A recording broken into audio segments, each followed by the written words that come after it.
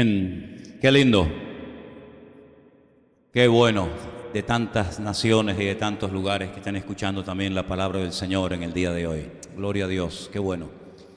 Por mi parte, animarles a que por favor asistan todos ustedes al retiro que vamos a tener este año, en el mes de octubre, el último viernes, sábado y domingo. Nuestra hermana Vanessa, que me imagino que habrá salido ahora a las clases con los niños o está por ahí, ella va a ser la encargada de recoger esos 5 euros para que no vienen durante la semana y se pierden la enseñanza que damos en la iglesia.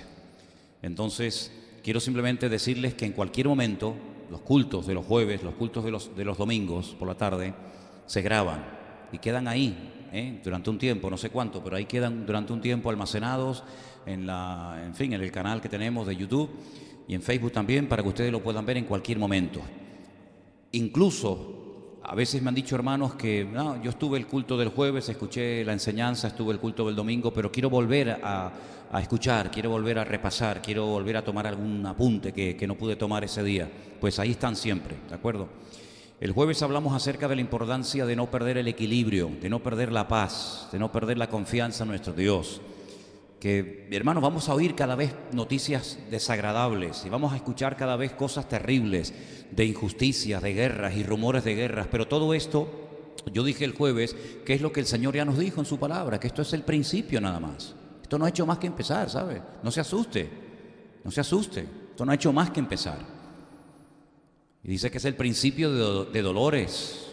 ¿Qué les voy a decir yo a ustedes, hermanas, de los dolores de parto?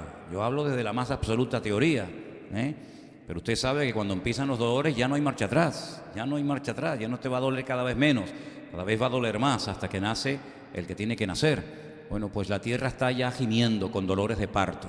Todas estas son las señales proféticas que el Señor nos ha dicho en su palabra durante muchísimo tiempo que iban a ocurrir en la naturaleza, en lo político, en lo familiar, en lo económico, en todas las áreas habidas y por haber van a haber cambios. Estamos en plena revolución espiritual. En los últimos tiempos vamos a escuchar cosas tremendas, donde a lo bueno lo presentarán como malo, a lo malo como bueno, ¿verdad? A lo dulce como salado, a lo salado como dulce. Lo que antes era una barbaridad, incluso pensarlo, mencionarlo, hoy en día es lo normal, ¿verdad? A veces uno se puede llegar a sentir, permítame la expresión, como bicho raro, ¿verdad? Pero no pierdan la paz. Nuestra fuente de información, ¿cuál es? ¿Qué dijimos el jueves? Nuestra fuente de información son las Sagradas Escrituras, es la palabra de Dios, ¿verdad? Entonces, sí, uno ve las noticias, uno ve la televisión, uno escucha cualquier tertulia o lee los periódicos, pero nuestra fe y nuestra confianza, nuestra mirada está puesta en el Señor Jesucristo. Si habéis resucitado con Cristo, decía o dice Colosenses capítulo 3, poner la mira. ¿Dónde? En las cosas de arriba, no en las de la tierra. Poner la mira en las cosas de Dios, porque de esa manera vas a poder dormir tranquilo. No vas a tener que estar dependiendo de pastillas ni de ansiolíticos, sino vas a depender de la paz. En paz me acostaré y asimismo dormiré, porque solo tú, Señor, me haces vivir confiado. No es una oración de un niño pequeño, es la oración, es la proclamación de fe, la declaración de fe del creyente que sabe en quién ha creído. Pase lo que pase, venga lo que vengan, digan lo que digan, nosotros tenemos nuestra confianza puesta en el Señor. Dios no ha perdido el control, Él está sentado en su trono, todo está saliendo según lo establecido por el Señor. Él no ha perdido el control, la naturaleza no se ha salido de madre haciendo lo que le da la gana, sino que la misma creación está sujeta al Creador, ¿verdad? Y esas leyes naturales, esas leyes físicas, etcétera, todo eso está bajo el control del Señor. Hay cosas que entendemos, cosas que no entendemos, pero indistintamente, estemos a favor o estemos en contra, lo entendamos o no, nuestro Dios no obra jamás bajo la perspectiva nuestra, a veces de la injusticia, de, oye, ¿por qué pasó esto? Nuestro Dios es un Dios justo. ¿Cuántos dicen amén? En Él no hay sombra de variación. Él sabe lo que hace. Él no ha perdido el control. Él no está cansado, Él no está desanimado, Él no está desfasado, sino que Él sigue siendo el mismo Dios de siempre y nos dice a través de su palabra que confiemos en Él hasta la muerte. Amén, hermanos, hasta la muerte. De todo eso estuvimos hablando, Dios mediante, el día jueves, para los que no estuvieron aquí. Hoy quiero llevarles nuevamente a la lectura que aquí se leyó, que les recuerdo que era en Primera de Juan capítulo 4, donde hay un mandato un mandato que el Señor nos da ahí, muy interesante, y que hay que tenerlo muy en cuenta. Hay que tenerlo presente, sobre todo en estos tiempos en los cuales vivimos. Si ustedes se dan cuenta, en el capítulo 4 de Primera de Juan, en 3 ocasiones aparece la expresión amados. La pueden ver en el versículo 1, amados. En el versículo 7, amados. Y en el versículo 11, nuevamente, él utiliza esta expresión, amados. Un hombre que fue muy fuertemente tratado por el Señor. No siempre fue así. Una de las cosas que yo dije en el culto del domingo pasado es que tenemos que ser tratados por el Señor. Hay gente que no cambia porque no quieren, no porque no se pueda cambiar, sino porque no quieren. Porque vienen a la iglesia mientras no se les dice nada que les ponga nerviosos. En el momento en que se sienten confrontados con su carácter, con algo que están haciendo, con algo que están diciendo, con algo que han hecho toda la vida, con un hábito, con un vicio, con lo que sea, ya se sienten un poco incómodos. Y yo lo dije una vez y lo quiero reiterar esta tarde. Yo si fuera miembro, yo si fuera oveja en vez de pastor como soy, yo buscaría una iglesia donde yo me sienta aludido. No una iglesia donde me sienta siempre cómodo, donde el pastor, para llevarse bien con todo el mundo, cosa que dicho sea de paso es imposible, siempre predica por encima de las cabezas de la gente.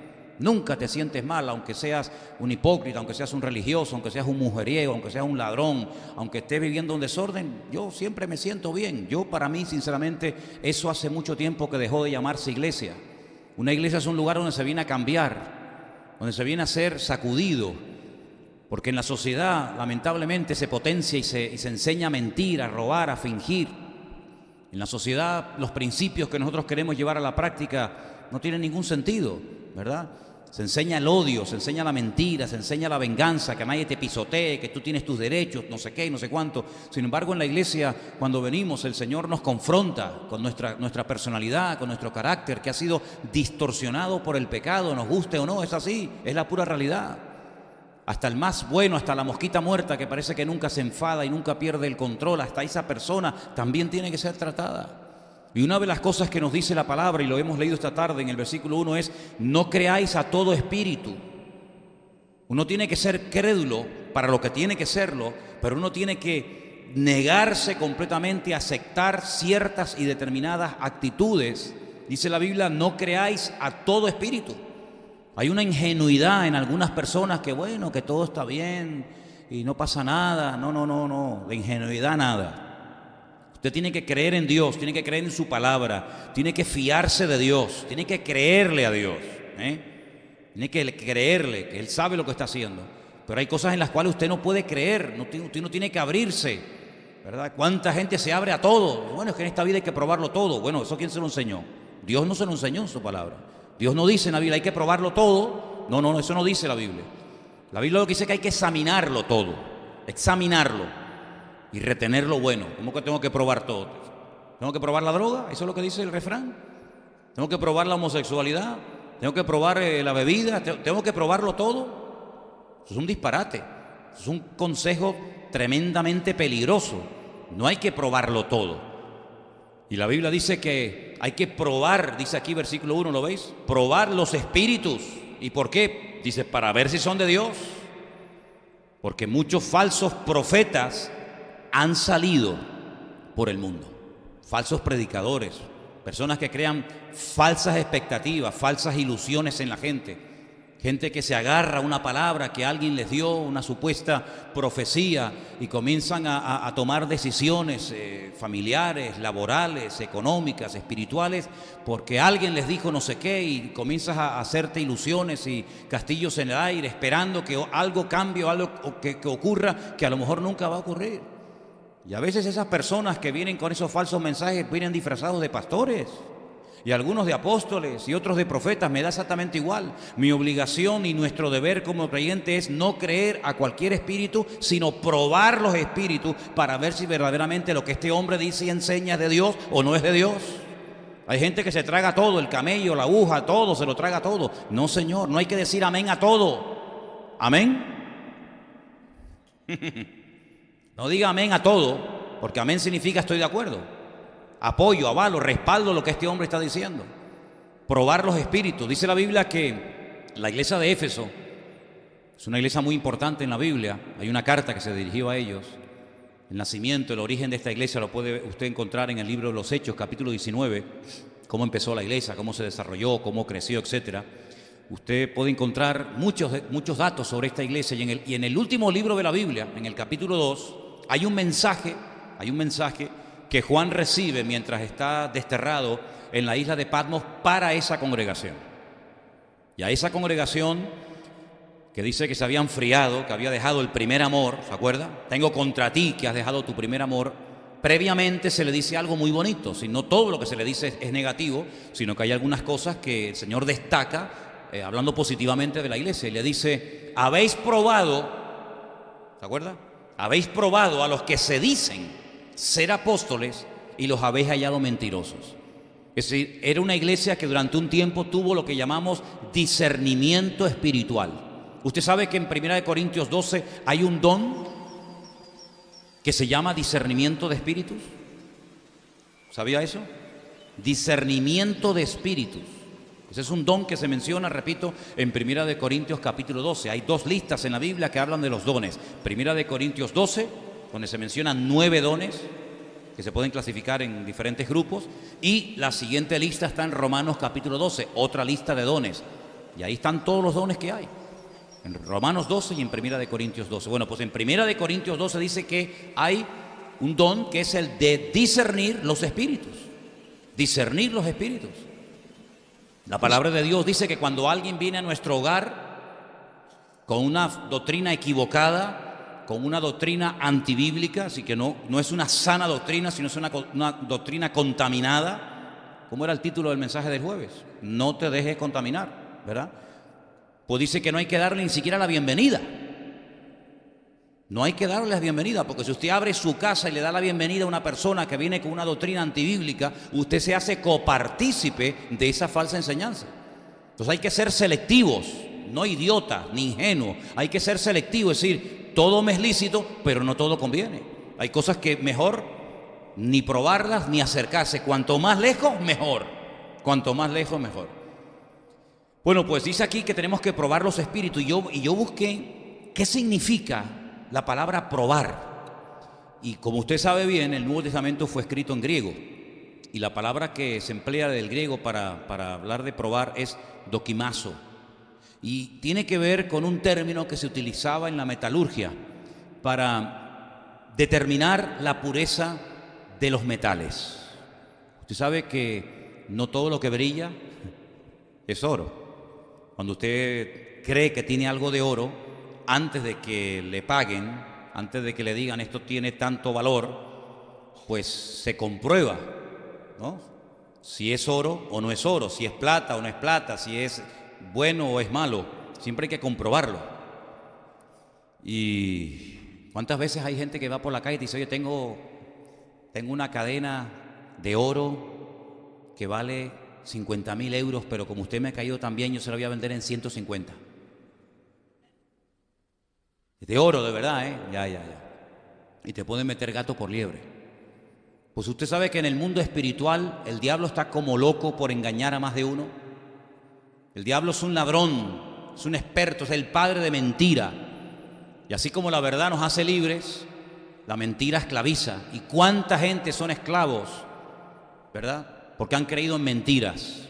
Y por eso dice la palabra de Dios que hay que comprobar si todo lo que se enseña, se comparte y se dice es de Dios o no es de Dios. No es que yo una vez leí en un libro, es que yo vi en internet, es que a mí me dijeron, bueno hermano, aquí tenemos el manual. Este es el manual en el cual Dios ha puesto toda la información necesaria para que usted no sea engañado, para que usted no sea arrastrado por las modas de este mundo, para que usted no sea como la veleta, ¿verdad? Que ahora sopla por un lado y mañana sopla por otro. ¿Se están llevando mi coche? Bueno, no. Es que vi que se movía y digo, me están robando el coche.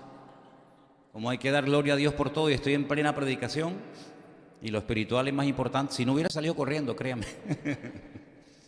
Probar los espíritus. Qué tremendo. Dice que una vez fueron a una ciudad llamada Samaria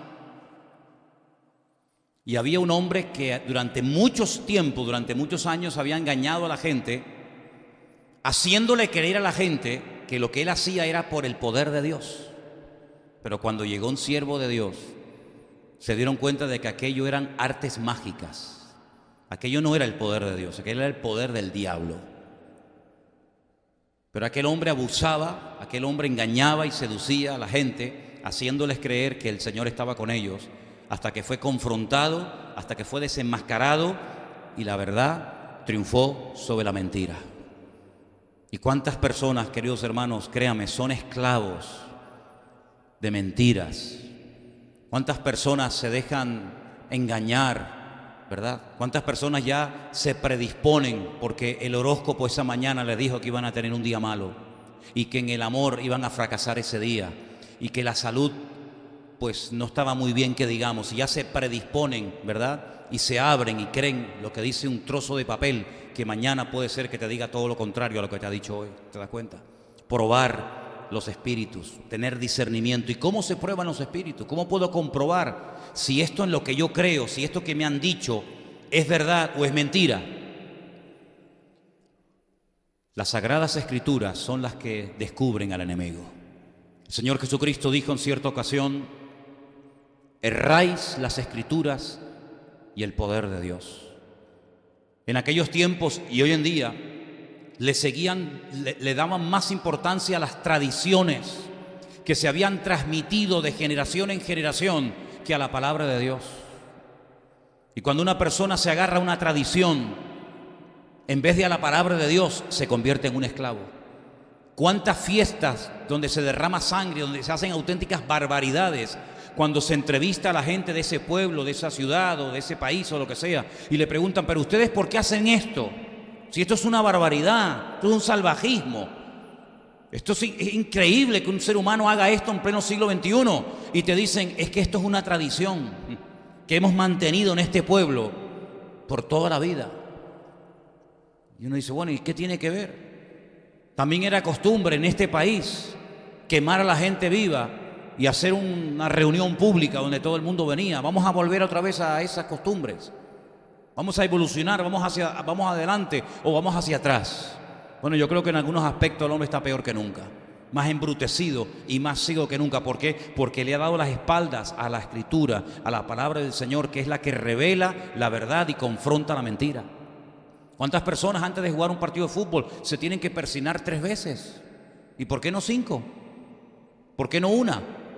Bueno, pues porque seguramente alguien le habrá dicho, padre, la madre, el abuelo, sabe Dios quién, o lo vieron de otra persona, que para que no te partan las canillas y para que tengas un buen partido y marques muchos goles, te tienes que persignar 3 veces. Pero lo que él no sabe es que el del otro equipo también se persignó 3 veces.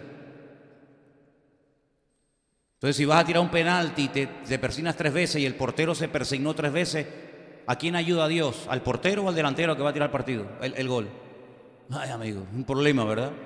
¿Cuántas personas son esclavos de supersticiones? ¿Cuántas personas son esclavos de miedos infundados que no tienen ninguna base? ¿O es que Dios no creó animales con piel negra? ¿O todos los animales tienen que ser con piel marrón y amarillita y no sé qué? ¿Los gatos negros son del diablo y los blancos son de Dios? ¿Quién dijo eso? ¿Verdad? ¿Cuántas personas tienen miedo al martes 13? Pero lo que no saben que en otras culturas el martes 13 no existe, es otro día y otro número. Qué tremendo, ¿verdad? Cómo la gente a veces, por no comprobar a la luz de las Sagradas Escrituras, creen en cosas que no tienen ningún fundamento bíblico. Y cuando usted está creyendo en mentiras, usted se convierte en un auténtico esclavo. Y la Biblia dice probar los espíritus. Ahora, hay tantos espíritus que se mencionan en la palabra de Dios. ¿Se acuerdan que yo les dije que tenía una lista? Yo les voy a dar esa lista. Si después ustedes quieren tenerla, podemos hacer ahí fotocopias para que usted se la lleve a su casa. Tengo una lista inmensa de diferentes espíritus que son mencionados en la palabra. Mire, por ejemplo, escuche este. En el libro de Levítico se prohíbe categóricamente, y esto es algo que mucha gente hace, pero se prohíbe en Levítico 20:27, cuando una persona muere, tener contacto con el espíritu del difunto. ¿Le suena eso a usted? Totalmente prohibido ponerse en contacto con muertos. Hay gente que dice, no, pues si yo hablo con mi abuelo, él siempre está conmigo, él nunca me ha dejado. ¿Y cuándo murió? No, hace 10 años. Y su abuelo lleva 10 años aquí. ¿Y no huele? ¿Cómo que el espíritu de su abuelo le habla a usted? ¿Usted se volvió loco? ¿Usted me está hablando en serio? Si usted oye una voz o se pone en contacto con el espíritu de su abuelo, de su padre, de su primo o de quien usted quiera, usted está quebrantando uno de los mandamientos de la palabra de Dios. Eso es espiritismo, eso es satanismo. Eso está totalmente prohibido en la palabra. ¿Sabe lo que se le hacía a la gente en el pueblo de Israel? Menos mal que no estamos en aquella época. ¿Sabe lo que se le hacía a una persona si lo descubrían consultando con espíritus de muertos? Lo mataban a pedradas. ¿Eso es lo que tú le estás enseñando a tu hija? ¿Eso es lo que tú le estás enseñando a tus hijos? ¿Que se puede hablar con el abuelito aunque esté muerto? Tú pídele al abuelito que él siempre está contigo, él te va a ayudar. ¿Usted va a tener más razón que Dios? ¿Tú estás desafiando a Dios? ¿Tú sabes lo que estás diciendo? Tú le estás abriendo una puerta a los demonios. Tú le estás abriendo una puerta a Satanás. ¿Sabes lo que dice la Biblia? ¿Qué pasa con el espíritu del ser humano? Después le voy a dar algunos versículos. El espíritu del ser humano vuelve a Dios, que fue el que lo dio y el que lo creó. Usted le está diciendo a Dios que el espíritu de su abuelo está en su habitación, y cuando usted sale a trabajar o a jugar al fútbol o a lo que sea, el espíritu que según la Biblia está con el que lo creó, está con usted. Tenga mucho cuidado, porque usted le está abriendo la puerta a demonios sin darse cuenta. ¿Cuántas personas han entrado a jugar con la ouija? Porque quieren entrar en contacto con alguien que se le fue y no se despidieron, o no dijo dónde tenía escondido el dinero. Se murió el viejo y ahora dónde estaba guardada la bolsa. Bueno, pregúntale ahí a dónde está. Sí, se mueve, claro que se mueve. ¿Cómo no se va a mover? Los demonios tienen poder. ¿Tú qué te crees? ¿Que el diablo es un estúpido? El diablo tiene poder, el diablo tiene mucho poder, más del que te imaginas. Por eso tuvo que venir Cristo, para atarlo, para reprenderlo y para vencerlo en la cruz del Calvario. Porque si no hubiera hecho eso, el diablo nos destruye a todos. Claro que tiene un tremendo poder, pero es un enemigo derrotado y vencido en el nombre de Jesucristo. ¿Cuántos dicen amén? Pero no se puede consultar con espíritus de muertos. Ese es uno de los que menciona la Biblia. Número 5:14, espíritu de celos. Ay, cuidado, porque hay gente que están siendo destruidos a sí mismos y destruyen a sus maridos y destruyen a sus esposas y destruyen a todo el que se le acerque por los malditos celos. Eso es un espíritu terrible que te hace ver cosas que no existen, que te da rienda suelta a la imaginación, espíritu de celos. Y sabe la Biblia, esto le da tanta importancia que en la Biblia, en Números capítulo 5, había un ritual que se hacía cuando una persona sospechaba porque tenía celos de su esposo, de su marido, porque los celos hacen un daño tremendo. Y si no, estudie usted detenidamente, lea detenidamente la biografía, la vida del rey Saúl. ¿Cuál era uno de los problemas que él tenía? Tenía varios, pero uno de los que tenía, que era un hombre tremendamente celoso. ¿Por qué? Porque el celoso es una persona insegura, tiene una autoestima por el suelo. No cree que su marido le ama, no cree que su esposa le es fiel. Entonces tiene un problema terrible, tiene un problema tremendo en su vida y le está dando lugar, con su debilidad personal, con sus emociones, le está dando lugar a los demonios. Hay uno que se llama espíritu de celos y está ahí mencionado en la Biblia para que usted vea. Deuteronomio 34:9 dice que hay también espíritu de sabiduría. Gloria a Dios. Sabemos que el Espíritu Santo nos da sabiduría, nos da entendimiento, nos da discernimiento, nos da luz, etc. Pero 1 Samuel 16 nos habla de que hay espíritus malos. Y Saúl era un hombre que tenía un espíritu malo y lo atormentaba. Le dio la espalda a Dios y tenía que venir David de vez en cuando a hacer buena música y cantar y adorar a Dios para que el espíritu malo se apartara de él. Espíritus de mentira. Hay gente que no puede decir verdad aunque quiera. Siempre están mintiendo. ¿Quiere decir que todos los que mienten tienen este espíritu? No, pero tenga mucho cuidado, porque si usted sigue mintiendo y hace de la mentira su personalidad y hace de la mentira su aliado, cuidado, porque usted le está dando lugar a espíritus de mentira. Y la mentira ya sabe lo que hace. Dice la Biblia en Isaías capítulo 19, yo después le doy la lista a todos los que quieran. Dice la Biblia que durante mucho tiempo Israel estuvo bajo el espíritu de Egipto. El espíritu de Egipto. que era la idolatría, era el espíritu del mundo, etcétera, etcétera. El espíritu de Egipto. ¿Cuánta gente hoy en día está bajo el espíritu de Egipto? Mire, estamos viviendo en una sociedad que se parece mucho a los tiempos del faraón. El faraón es un hombre que decía: vengan todos los que quieran, aquí hay trabajo, aquí hay agua, aquí hay comida, aquí hay buena vida, vengan todos los que quieran. Y cuando te daba todo, supuestamente, sin ningún esfuerzo, sin ningún sacrificio, todo a cambio de nada, te esclavizaba. Y al final la gente terminó vendiéndose a sí mismo para poder pagar las deudas que habían contraído con el faraón. ¿Se acuerdan cuando los bancos te llamaban a casa aquí en este país? Aquí te llamaban y te decía: por ser usted un buen cliente le hemos concedido un crédito de 20.000 euros. Tú decías: ¿a mí? Pues si yo no soy cliente de ustedes. Sí, venga. Y te lo daban. Y te decían: cómprese la casa, pero tiene que ponerle muebles. Y aproveche para comprarse el coche. Y te llamaba el faraón y te daban todo a cambio de nada. ¿Cuántos cientos, cuántos miles de personas lo han perdido todo? Porque le creyeron al faraón, al espíritu del mundo, que siempre sale con la suya. Hay un espíritu en Isaías 19 que es el espíritu de vértigo. ¿Qué le parece? Dios dice: hay ciertos y determinados pecados, ciertas y determinadas rebeliones que el Señor dice: si lo cometes, si lo haces, te mandaré espíritu de vértigo, para que no puedas tener estabilidad física, espiritual y emocional en tu vida, para que te caigas por todos lados. Espíritu de vértigo, eso está en la Biblia también. Más, espíritu de sueño, ese lo tiene mucho, ese abunda. El espíritu no se despierta. Hay algunos que se despiertan para comer y volverse a acostar, para que no se le haga tarde para la siesta. Espíritu de sueño. Generalmente la gente que está deprimida, desanimada, que no tiene ganas de nada, le entran muchas ganas de dormir porque no quieren enfrentar la realidad. Y siempre están durmiendo y se tapan porque piensan que de esa manera los problemas se solucionan. Espíritu de sueño. Hay una persona en la Biblia que recibe una orden un tanto extraña. Le dice el Señor al profeta Oseas: ve y cásate con una gentil, con una pagana que ejerce la prostitución. Esto era algo tremendo. Esa mujer se llamaba Gomer. Ten hijos con ella, ámala, porque tu vida va a ser un reflejo de la realidad espiritual de la nación. La nación ha sido infiel, la nación ha caído en lo más bajo, y yo quiero que cuando te vean a ti, que tu matrimonio, que tu familia, que tu vida privada sea como un reflejo de lo que es la vida pública de ellos. Y dice que él va y compra una mujer de la vida, una mujer que ejerce la prostitución, se casa, la llega a amar, tiene hijos con ella, pero una noche ella se levanta y lo abandona y se va con sus antiguos amantes. Y el Señor le dice: levántate, ve tras de ella y vuelve a amarla y vuelve a tener relaciones con ella y vuelve otra vez a aceptarla como tu esposa. Cuando él va y la encuentra en una subasta pública, totalmente desnuda.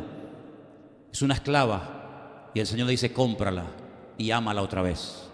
Es decir, todo lo que tú estás haciendo por esta mujer es lo que yo llevo siglos y siglos y siglos haciendo por ustedes. Yo les he amado, les he perdonado, les he dado tierra, les he dado agua, les he dado comida, les he dado de todo. Y ustedes siempre se van con sus antiguos dioses, con sus antiguos amantes, espiritualmente hablando. Pero yo vuelvo a amarlos, yo vuelvo a purificarlos, yo vuelvo a limpiarlos. Y es una lección objetiva. La vida del profeta Oseas es tremenda. Y entonces dice que su mujer tenía espíritu de fornicación.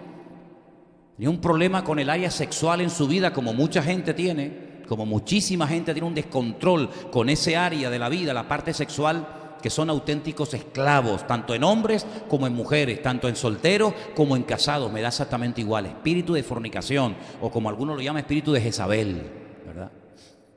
También se mencionan en la Biblia, en los evangelios, a espíritus inmundos. Incluso dice la Biblia que un día el Señor llegó a reprender a un espíritu inmundo que era sordo, que producía sordera y le impedía a la persona hablar. Dice que era un espíritu sordo y mudo. Y cuando el Señor reprendió y echó fuera el espíritu de esta persona, que está en Lucas capítulo 8, y Mateo 10 y Mateo 12, dice que la persona pudo volver a hablar y la persona pudo volver a oír, porque tenía un espíritu que le causaba esta opresión.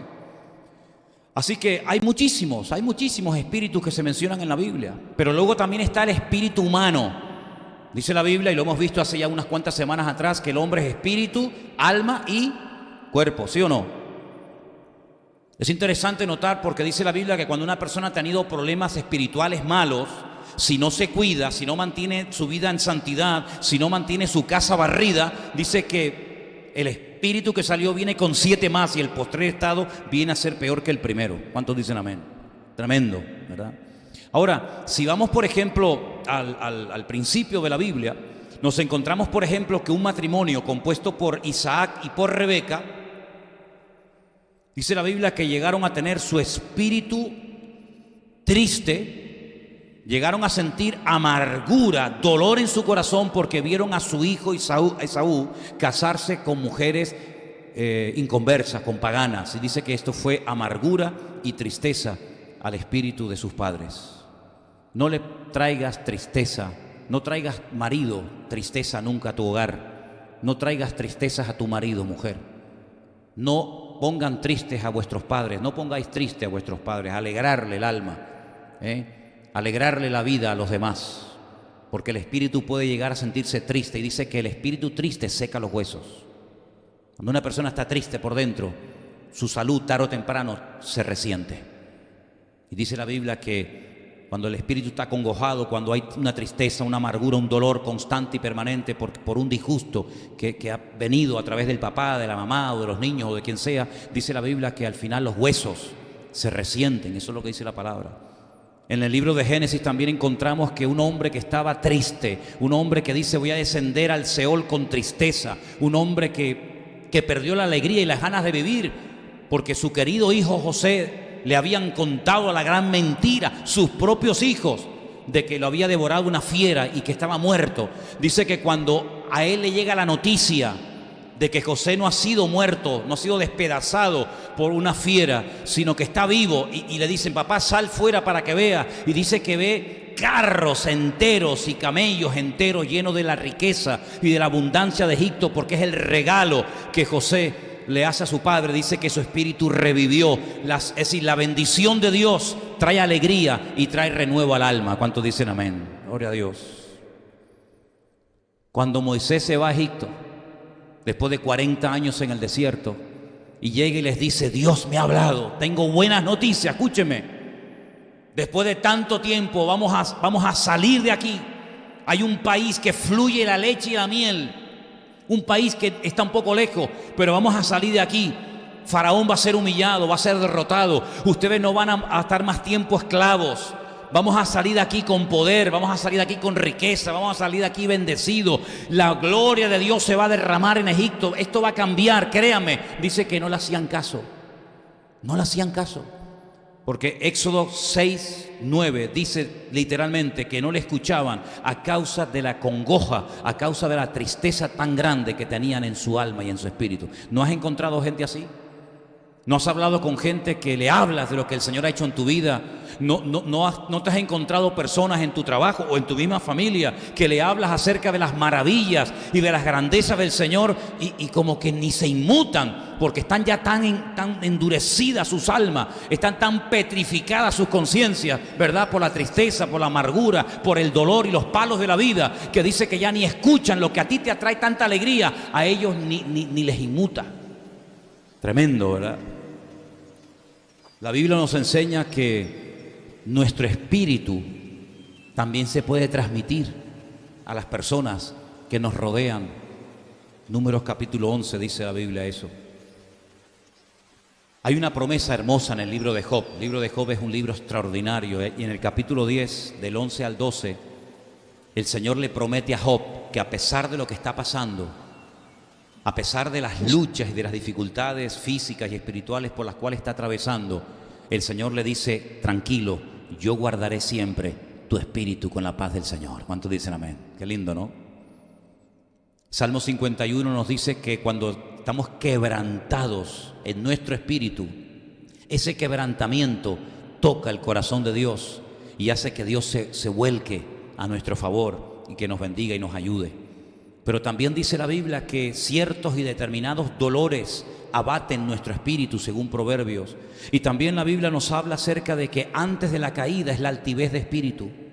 Y la altivez de espíritu significa cuando le das lugar a la soberbia, cuando le das lugar a la arrogancia, a ese espíritu de superioridad, de sentirte superior a los demás. Cuidado con eso,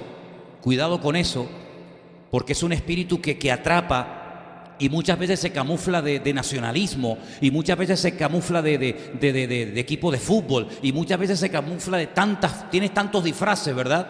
Y cuando le das lugar a la soberbia, ten cuidado porque estás cavando tu propia tumba, querido.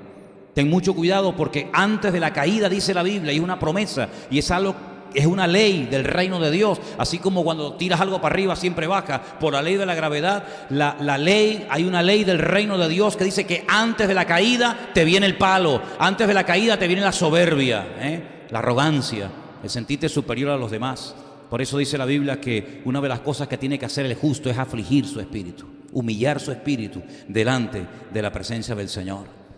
También nos dice la Biblia que el espíritu dentro del hombre es como una lámpara que lo ilumina. No dice la Biblia, es como un juego de palabras, que el Espíritu de Dios da testimonio a nuestro espíritu de que somos hijos de Dios. Lo has leído, ¿verdad? Versículo tremendo. Ten cuidado porque dice la Biblia que no hay persona más triste y más peligrosa que una persona que espiritualmente hablando no es dueña de su espíritu. Dice que es mejor el hombre que controla su espíritu que el hombre que conquista una ciudad. Espiritualmente hablando tienes que ser una persona equilibrada, una persona que tenga siempre el control de las partes de tu vida espiritualmente hablando. Primera de Corintios nos dice que incluso los que tienen el deseo de profetizar o de proclamar las verdades del Señor, dice que tienen que someter y sujetar el espíritu a lo que dice la Escritura. Por otra parte nos dice que el hombre no es dueño a veces de su espíritu, pero con la ayuda y con la bendición de Dios podemos tener dominio propio de nuestro espíritu. ¿Cuántos dicen amén? La Biblia también nos habla acerca de que las imágenes no tienen espíritu, no tienen vida. Es tremendo, ¿no? Tremendo. El orgullo es uno de los peores enemigos para nuestro espíritu, porque según el libro de Daniel, el orgullo endurece el espíritu. Daniel dice que se turbó en su espíritu en más de una ocasión cuando tenía un sueño, una visión o recibía una palabra profética y no la entendía. Dice que su espíritu se perturbaba y ¿qué hacía? Oraba. Iba a las Escrituras y comparaba su experiencia personal con las Escrituras para ver si coincidían, y entonces el Señor le daba luz y le mostraba la interpretación de dicho sueño o de dicha palabra que recibía. Y por otra parte también me llama muchísimo la atención que dice que tenemos que guardar siempre nuestro espíritu. Y hay una descripción, quiero llevarles a Lucas capítulo 24, por favor. Lucas capítulo 24, el versículo concretamente el 39. Hay una descripción del espíritu muy interesante. Lucas capítulo 24, verso 39, dice la palabra del Señor así: mirad mis manos y mis pies, que yo mismo soy. Palpad y ved, porque un espíritu no tiene carne ni huesos, como vosotros veis que yo tengo. Los discípulos estaban tan desanimados, tan tristes, habían olvidado las promesas de que el Señor iba a resucitar, que cuando le vieron, ellos decían: no es el Señor, es un espíritu. Es como algo que parece que es Él, pero no es Él. Y el Señor le dice: no, vengan para acá, salgan de la duda, tóquenme, denme de comer. Porque dice, porque un espíritu no tiene ni carne ni tiene huesos, pero ustedes ven que a mí me pueden tocar, yo como, yo camino, yo les puedo tocar a ustedes, ustedes escuchan mi voz, nos podemos abrazar, podemos tener comunión, porque no soy un espíritu, no soy producto de la imaginación distorsionada de ustedes, sino soy real, porque el Señor murió y resucitó conforme a las Escrituras. ¿Cuántos dicen amén? Juan capítulo 13 dice que el Señor había momentos que se conmovía en su espíritu. Se conmovía en lo más profundo de su ser. Y ustedes pueden ir, si quieren, al Sermón del Monte, donde van a encontrar descripciones buenas, metas buenas para nuestro espíritu en las famosas bienaventuranzas, que son un reflejo, permítame, una radiografía del espíritu, de la personalidad de Cristo, cómo hablaba, cómo vivía, cómo sentía, cómo se comportaba con los demás. Todo eso ustedes lo pueden encontrar. Resumiendo, queridos hermanos, la palabra del Señor nos enseña que somos espíritu, alma y cuerpo. Parece que la parte del cuerpo la tenemos clarísima, por eso nos vestimos, por eso nos lavamos los dientes, por eso nos bañamos, por eso comemos, por eso vamos de un lugar a otro. Eso como que lo tenemos ya más que sabido. Perfecto. Hablamos en su día del alma, hablamos en su día de las enfermedades del alma, ¿se acuerdan? Hablamos acerca de la estructura del alma, de cómo el alma Dios nos la ha puesto en nuestro interior, ¿verdad? Pero también hablamos del espíritu. Ese espíritu que Dios puso en el hombre lo diferencia de la bestia. La Biblia dice que hay alma animal y alma, por así decirlo, humana. El alma es lo que le da vida. En el momento en el que sale el alma, automáticamente se va la vida. Sin embargo, los animales no pueden tener comunión ni relación con Dios, porque tienen alma que les da la vida, tienen un cuerpo que les permite desplazarse y ir de un lugar a otro, pero no tienen un espíritu a través del cual puedan tener comunión con el Creador. Porque no se olviden ustedes que nuestro Dios no es materia, nuestro Dios no se puede pesar, nuestro Dios no se puede medir, nuestro Dios es espíritu, dice la Biblia. Y fue a través de Cristo que nosotros pudimos llegar a conocer la esencia del mismísimo Creador del cielo y de la tierra y de nosotros mismos. Y el mismo Señor Jesucristo, sentado una tarde, cansado del camino, Juan capítulo 4, recuerden la historia, el encuentro de Jesús con la mujer samaritana, le dice: mira mujer, ustedes están adorando aquí porque es lo que ustedes les han enseñado en la época del rey Jeroboam, para que no fueran ustedes a Jerusalén.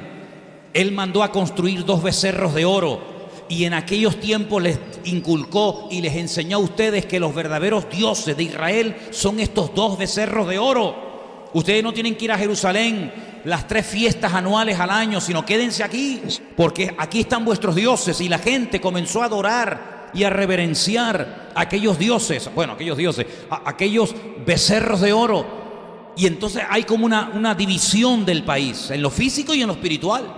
Se dividieron. Y ahí vienen los samaritanos.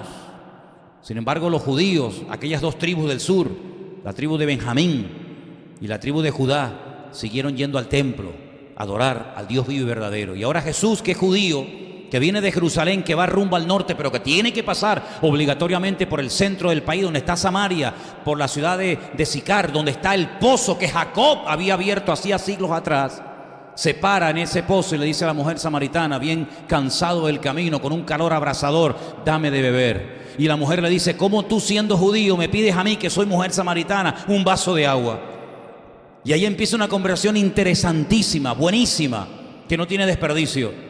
Y le dice: mira mujer, si tú conocieras quién te pide, dame de beber, tú le pedirías a él agua viva. Y ella le dice: bueno, agua viva, ¿qué es agua viva? El agua viva es el agua que entra y sale, no es agua estancada de un pozo. Y le dice la mujer: pero si no tienes ni con qué sacarla, ¿cómo tú me ofreces a mí agua viva? Y Jesús le dijo: mira, si tú bebes de ese agua, tú tendrás que venir mañana a volver a sacar agua, y tendrás que venir pasado mañana, y así toda tu vida. Pero yo tengo un agua que cuando tú la pruebes, nunca más volverás a tener sed. La mujer jamás en su vida había escuchado a nadie que le dijera semejante palabra. Esos términos: agua viva, agua que quita la sed para siempre, nunca la había oído. Y le dijo: dámela, yo quiero probarla. Y le dijo Jesús: está bien, pero hagamos algo. Vete primero y llama a tu marido y dile que venga. Y la mujer le dijo: Señor, es que yo no tengo marido. Pero ahí paró. Y ahora el Señor le dice: veo que no estás tratando de ocultar tu realidad privada. Has dicho bien, no tengo marido, pero yo te digo algo más. Has tenido 5 maridos, y el que ahora tienes tampoco es tu marido. Eres una mujer que se ha especializado en romper matrimonios. Le has robado a 5 mujeres sus maridos y probablemente padres a muchos niños. Y ahora tienes relación y estás viviendo con un hombre que sabes que no es tu marido. Entonces la mujer se le queda sorprendida, no se enfada con el Señor, acepta la reprimenda, acepta la confrontación, no se revela diciendo: pues tú de qué vas, pero tú por qué me hablas de esa manera, etcétera, sino que le dice: Señor, me parece que tú eres un profeta. Sabemos que el Mesías tiene que venir. Y entonces Jesús comienza a darle una explicación extraordinaria y le dice: mira, ustedes los samaritanos adoran lo que no saben. Adoran lo que les han enseñado, y así éramos nosotros antes, hermanos, como los samaritanos. ¿A qué adorábamos nosotros antes? ¿Al Dios vivo y verdadero? Nosotros adorábamos cosas que nos habían inculcado otras personas que ni siquiera conocimos, y se fue pasando de generación en generación. Y llegamos a adorar muñecos de oro, de piedra, de palo, de madera, de yeso. Adoramos cantidad de cosas, unos más y otros menos, porque adorábamos lo que no sabíamos. Pero Jesús le dijo, pero nosotros adoramos lo que sabemos. Y le dice, porque la salvación de quien viene es de nosotros, los judíos. Entonces la mujer se va a la ciudad y le dice a la gente, he encontrado un hombre que me ha dicho todo lo que he hecho en la vida. ¿No será este el Mesías? Y el Señor le dijo claramente, yo soy el que habla contigo, yo soy el Mesías. Yo no sé en qué espíritu tú has estado metido, bajo qué influencia espiritual tú has estado en los últimos días, semanas, meses o años. No lo sé, pero solamente sé una cosa, que en esta tarde el Espíritu de libertad, el Espíritu de Dios, el Espíritu vivo, está con nosotros en este lugar. Y la Escritura dice que donde está el Espíritu de Dios, allí hay libertad. Y en esta tarde hay aquí libertad para que tú seas libre de cualquier espíritu inmundo, de cualquier espíritu que te haya atado, atormentado, engañado, manipulado durante toda tu vida. Porque Él ha venido para darnos libertad, Él ha venido para darnos vida y vida en abundancia. Para que seas libre de complejos, para que seas libre de ataduras espirituales, que ningún psicólogo, ningún médico probablemente jamás ni siquiera sabrá que las tienes. Para que seas libre definitivamente para siempre y nunca más vuelvas a tener miedo de tradiciones impuestas, de costumbres paganas que se han ido traspasando de generación en generación, pero que tú las haces como si fueras un robot y en el fondo no sabes ni lo que estás haciendo.